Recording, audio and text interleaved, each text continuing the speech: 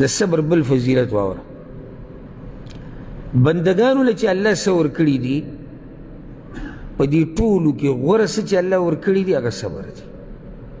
اوس دا ستا مرضي ده او ستا په لاس کې ده چې آیا ته دغه ورکړه د الله اخلي او که نه اخلي. حدیث کې دا راځي په صحیحینو کې دی، یعنی په صحیح بخاري او صحیح مسلم کې. صحیحین دا دوه داسې کتابونه دي، مخې ته فایده راله، یعنی دا دومره مشهور دي په دې امت کې چې دا صحیح کتابونه دي د الله د کتاب نه وروستو. نو چې کله وویلی شي دوه صحیح کتابونه، نو دې نه مراد کوم یو دي؟ صحیح بخاري صحیح مسلم. تفصیل له مزه دوه صحیح کتابونه کوم یو دي؟ بخاري او مسلم. او چې کله دې شي وویلی شي چې شیخینو دا راوړی دی، هغه دوه غټو شیخانو راوړی دی، نو یو بخاري دی بل مسلم دی. او بیا یو جاهل راولګي نور څو ته میلاو نه شي، په دې پسې نښتې په صحیحینو پسې چې دې کې دا حدیث ضعیف دی او دې کې دا حدیث او دې کې دا حدیث. دا د الله د عذاب نه علاوه بل څه نشته. یعنی یو سړی نور هر څه پاتې شو په هغه څه پورې ونښتو چې د امت په اتفاق دی چې دا صحیح کتابونه او د صحیح حدیثونه دي.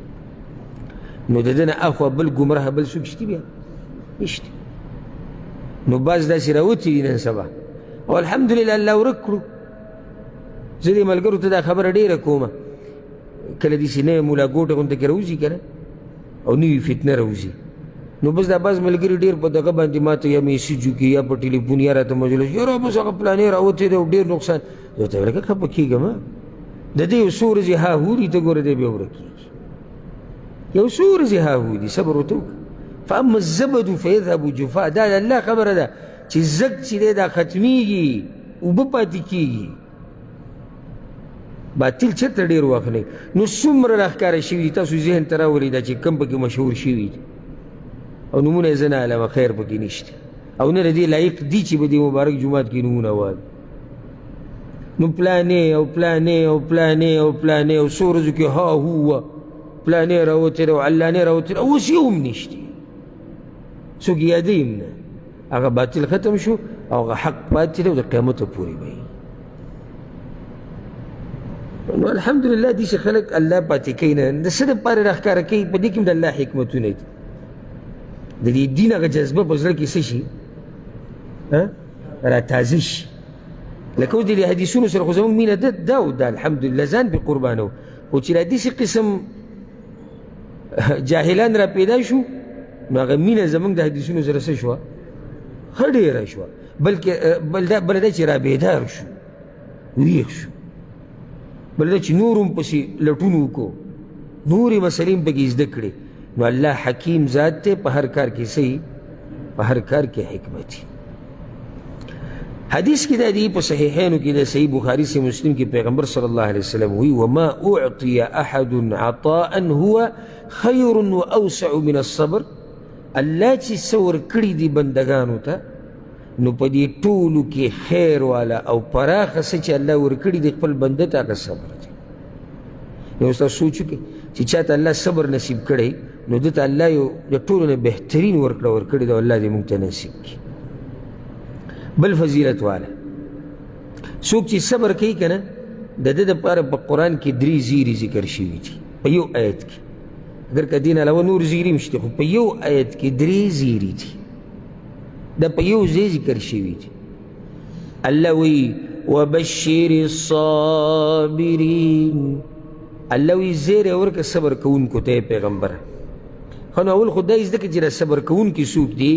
الذین اذا اصابتهم مصیبه قالوا انا لله وانا الیه راجعون. کله چې دوی ته څه مصیبت ورسي، هر مصیبت، یعنی الله عامه خبره کړې نکره مصیبت، نو دې کې ټول مصیبتونه راوړي، د الف نه د یا پورې. مصیبت د رزق، مصیبت د صحت، مصیبت د غم، مصیبت د مرګ، هر قسمه مصیبت وړوکی غټ هر یو دی. دې بندګانو ته الله ته چې کله مصیبت ورسي نو دوی وایي انا لله و انا الیه راجعون. او دا ته فایده ذکر کم، زموږ د عوامو په ذهن کې 2 خبرې ډېرې غلطې پرتې دي. لکه اوس کې ته دا ووایي چې انا لله و انا الیه راجعون، څوک مړ دی؟ معنی دا چې انا لله به کله وی چې څوک مړ شي، نه اورېده نور مصیبتونه نه دي. لکه یو سړي جیب کې لاس و، جیب کې لاس و بټوه نشته، مصیبت دی که نه دی؟ انا لله و انا الیه راجعون. او دا په دې عربو کې دا عادت شته، معمولي مصیبت و هغوی انا لله وایي. زمونږ هغه انا لله څه ته ساتلی مرګ ته. یو دویم ذهن کې دا پرته ده که ته وایې چې یاره هغه پلانی دی الله وبخي، مړ ولې دا بخښنه صرف مړی ورته محتاج دی. ته چې دا وې یا الله ما وبخه، ته وې که نه وې؟ نو که ته وې چې یا الله ما وبخه نو صحیح ده، خو که زه ووایم چې یا الله ته وبخه دی وبخه نو ولې مړ دی. نو دا بخښنه خو دا نه دی چې زمونږ مړه شو یو موږ ورته محتاج یو، نه بخښنې ته خو موږ په ژوند کې هم محتاج یو او مرګ نه بعد ورته محتاج یو. اوس الله دوی له څه ورکوي؟ زیری واوره. أولئك عليهم صلوات من ربهم ورحمة وأولئك هم المهتدون.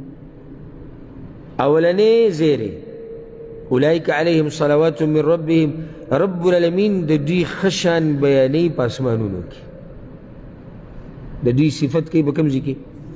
په اسمان کې. دویم ورحمه، په دوی باندې د الله رحمتونه راوریږي. دریم واولئک هم المهتدون، دا خلک هدایت یافته دي، الله ورته نیغه لار ښیي.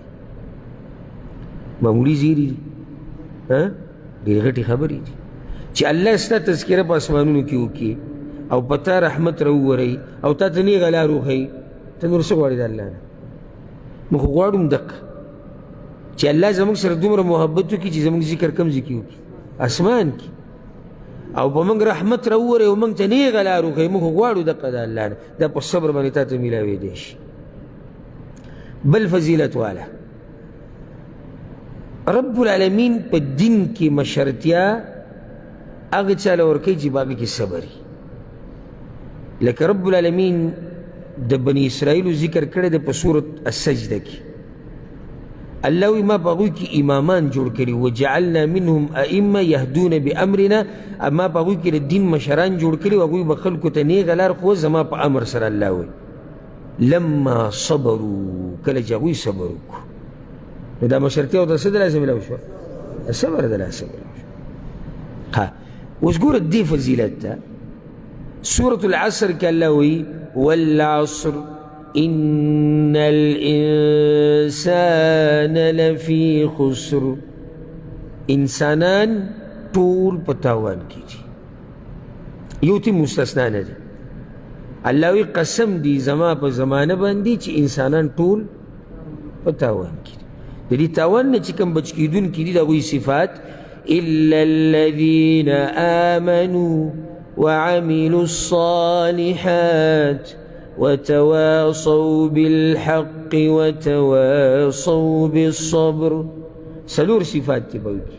ایمان چې څوک راوړي، عقیده د توحیدي، نیک عمل کوي یعنی د پیغمبر په طریقه، یو بل ته حق بیانوي څه چې زده کړي دي هغه نورو ته ښیي، او یو بل ته د صبر وصیت کوي چې صبر کوه. نو چې بل ته د صبر وصیت کوي دکې به وي که نه به وي؟ دکې صبر شتي که نه؟ نو بل ته م وایي صبر کوه. نو ګوره الله وی انسانان ټول په تاوان کې دي، د دې تاوان نه د بچ کېدو یوه لار څه ده؟ صبر کوه. نو ټول دا غواړو چې د تاوان نه موږ بچ شو. هغه تاوان نه د بچ کېدو یوه لار هغه دا صبر دی.